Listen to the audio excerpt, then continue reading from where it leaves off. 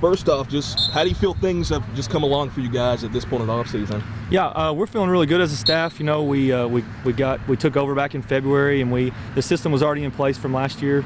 So, you know, these guys were really comfortable with what we're doing, what we asked them to do. We hired a new defensive coordinator back in the spring, and we've really just kind of focused on defense this offseason. And we're not where we want to be, but we're pleased with where we are so far. What's a position group that's really stood out to you so far?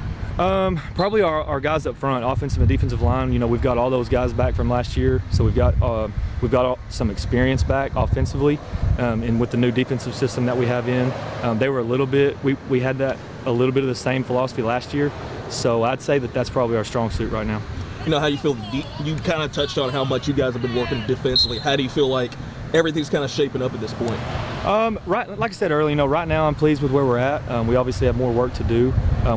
Every day, you know, we're hitting some kind of defensive practice, whether it be, you know, defensive inside, defensive skelly, pursuit stuff. You know, we're tackling every day, and I think that's kind of been we've neglected a few for the last few years. Defense has been our downfall, and we've got to flip the script on that, and we've got to get back going in the right direction. What are some other areas you want to address before the benefit game? Just touch some things up, you know, clean everything up that we're doing. You know, once we get to the benefit game, that'll be the first test that we'll see, or that we'll get, and it'll be a really good test for us. You know, Salem, those guys, they do a really good job over there, and Coach Watson, and they're going to be well coached. So that'll be a good test for us up front.